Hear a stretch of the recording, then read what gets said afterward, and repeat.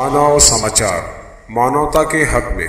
देखिए, सबसे पहले तो मैं मालेगांव के बासिंदों को ईद की मुबारकबाद पेश करता हूँ और यह दुआ करता हूँ कि उनकी ज़िंदगी में खुशी आए, सुख और शांति आए, देश में अमन कायम रहे, देश में भाईचारा कायम रहे। आपको पता है कि वंचित बहुजन आघाड़ी ने ऑफिशियली मुझे इस हल्के से कैंडिडेट के तौर पर डिक्लेयर किया है। मैं आपको बताना चाहता हूं कि मैं दुनिया में 2002 से लेकर के 2004 तक मैंने काम किया है। पूरे धुले डिस्ट्रिक्ट के बारे में मुझे जानकारी है, लोग मुझसे वाकिफ़ हैं, मैं लोगों को जानता हूं। और CA/NRC के मुद्दे पर मैंने अपना इस्तीफ़ा दिया है और उसकी वजह से पूरे मालेगांव के लोग मुझे जानते हैं। पिछले 5-6 महीने से मैं इस हल्के में समाजी जो लोग खिदमत दे रहे हैं, जो इंटेलेक्चुअल्स हैं, स्कॉलर्स हैं, जो पॉलिटिकल लीडर्स हैं, उनसे मैं मिल रहा हूं और उनसे मैंने अपनी ये बात, जो मेरी जो ख्वाहिश है, मैंने जाहिर की है कि मैं इलेक्शन लड़ूंगा। और मुझे लगता है कि 24% मुसलमान, 7% दलित, 15% आदिवासी और जो लोअर OBCs हैं उनका सपोर्ट मिल जाए तो इंशाअल्लाह ताला जीत हमारी। आप पहले कांग्रेस से उम्मीदवारी मांग रहे थे, फिर अचानक वंचित से आ गए। देखिए, ये बात बिल्कुल सही है कि शुरू में मैंने कांग्रेस से उम्मीदवारी मांगी थी, मेरा नाम भी गया था स्टेट हेडक्वार्टर को, लेकिन जब मुझे ये यकीन हो गया कि पूरे महाराष्ट्र से एक भी मुसलमान को टिकट नहीं दिया जाएगा, तब मैंने वंचित से संपर्क किया और वंचित के लोगों ने मुझे बहुत वेलकम किया और उन्होंने मुझे टिकट दिया। धुलिया लोकसभा से वंचित और MIM पिछली मर्तबा दोनों ने मिलकर इलेक्शन लड़ा था तो 39,500 मत उनको ही मिले थे।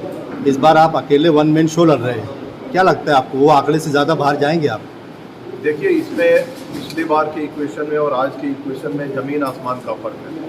पिछले बार का जो आदमी था उसका कोई पॉलिटिकल या सोशल बैकग्राउंड उनका नहीं था और इलेक्शन वो जीतने के लिए नहीं खड़े हुए थे।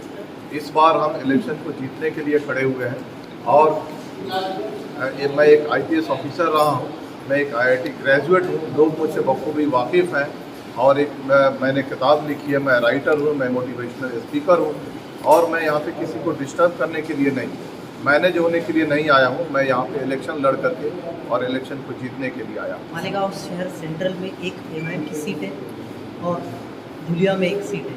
अगर ओवैसी साहब आपका समर्थन करते हैं तो कहीं ना कहीं अच्छी खासी वोटिंग आपके फेवर में हो सकती है। देखिए, इस ताल्लुक़ से मेरी MIM के सदर जनाब असदुद्दीन ओवैसी साहब से भी बात हुई है, उनके कान पे मैंने ये बात रखी है। इम्तियाज़ जलील साहब से मेरी इस के संबंध में 2-3 बार बात हुई है और दोनों ने कहा है कि ठीक है, हम प्रॉपर फैसला लेंगे। इम्तियाज़ जलील साहब ने कहा है कि हम इस हल्के से किसी को अभी तक हमने कोई कंसीडर नहीं किया है और मैंने देखा कुछ दिन पहले ये डिक्लेयर हुआ कि MIM पूरे देश में सिर्फ 3 जगहों से चुनाव लड़ेगी, औरंगाबाद से, हैदराबाद से और किशनगंज से। तो मुझे नहीं लगता है कि यहाँ से MIM का कोई कैंडिडेट खड़ा होगा और अगर कैंडिडेट नहीं खड़ा हुआ तो मैं MIM से ऑफिशियली मैं ये डिक्लेयर करवाऊंगा अपने सपोर्ट के लिए। ये मैं आपको बता दूं, कुछ दिन पहले दिल्ली में सड़कों पर हमारे मुसलमान भाई कुछ नमाज पढ़ रहे थे, एक पुलिस वाला आया और उसने अपने जूते से नमाजियों पे हमला किया। ये बात सभी लोगों ने देखी होगी। कांग्रेस के किसी भी नेता ने आवाज़ उठाई? कांग्रेस के किसी भी नेता ने आवाज़ नहीं उठाई कि यह गलत हुआ है और जिस ऑफिसर ने ये काम किया है उस पर कार्रवाई होनी चाहिए।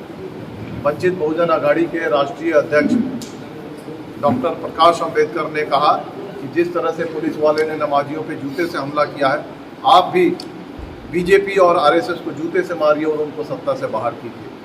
क्या ये आपके लिए काफ़ी नहीं है? और जब भी आपका मुद्दा आता है, हज़रत पाक सल्लल्लाहु अलैहि वसल्लम के शान में गुस्ताखी की जितनी बातें हुई हैं महाराष्ट्र में, इसमें उन्होंने डिमांड किया है कि इस पे कानून बनना चाहिए। आप गूगल करके देख लीजिए, जब भी मुसलमानों का मुद्दा उठा है, चाहे वो समाजी मुद्दा हो, चाहे वो पॉलिटिकल मुद्दा हो, चाहे वो इक़्तिसादी मुद्दा हो या मजहब का मुद्दा हो या उनके हक व हकूक़ के हिफाजत का मुद्दा हो, जब भी मुद्दे उठे हैं तब भी वंचित बहुजन आघाड़ी ने हमेशा मुसलमानों का साथ दिया है। बीजेपी को हराने के लिए प्रकाश अम्बेडकर जो है महाविकास आघाड़ी का हिस्सा बन रहे थे, तालमेल जारी था 6 महीनों से। 8 सीटों को लेकर वो अलहदा हो गए, तो कहीं बीजेपी से अंदरूनी तौर पर डीलिंग तो नहीं हो गई वंचित? देखिए, कोई डीलिंग नहीं हुई है। जहाँ तक मुझे पता है, डॉक्टर प्रकाश अम्बेडकर ने कहा था कि जीतने के बाद शिवसेना, बीजेपी या राष्ट्रवादी के लोग बीजेपी में शामिल नहीं होंगे, आप लिख करके दीजिए। किसी ने लिख करके नहीं दिया। अब आप बताइए कि ज़्यादा सेकुलर कौन है? जब ये सीटों के बंटवारे की गुफ्तगू चल रही थी तो 3 पार्टियां अंदर बात करती थी और वंचित बहुजन आघाड़ी के जो नुमाइंदे थे उनको बाहर रखा जाता था। उनसे 2 या 3 मिनट बात की जाती थी। 2 या 3 सीटें उनको ऑफर की गई थी और ऐसी सीटें ऑफर की गई थी जहां पर आज तक इन पार्टियों ने कोई इलेक्शन नहीं लड़ा। और वंचित बहुजन आघाड़ी के बारे में तरह तरह के अफवाहें फैलाई गई कि 27 सीट मांग रहे हैं। 27 सीट नहीं मांगे थे। जब शुरुआती मीटिंग हुई थी तो मीटिंग में पार्टियों ने पूछा था कि भाई आप कितने सीटों पे आप काम कर रहे हैं? इन्होंने कहा कि हम 27 सीटों पे काम कर रहे हैं। उसको अफवाह के तौर पे फैलाया गया कि प्रकाश अम्बेडकर साहब 27 सीटें मांग रहे हैं। ये बात गलत है। अगर 4 ही सीट दी जाती, 5 ही सीट दी जाती, उनको सम्मान के साथ दिया जाता, उनको इज्जत के साथ दी जाती और जीतने वाली सीट दी जाती तो आज वंचित बहुजन आघाड़ी महाविकास आघाड़ी का एक हिस्सा होती। लेकिन ये नहीं किया गया और ये जो हुआ, वंचित बहुजन आघाड़ी आज महाविकास आघाड़ी में नहीं है। इसमें वंचित बहुजन आघाड़ी के कोई दोष नहीं है। दोष शिवसेना का है, दोष कांग्रेस का है, दोष राष्ट्रवादी कांग्रेस पार्टी का है।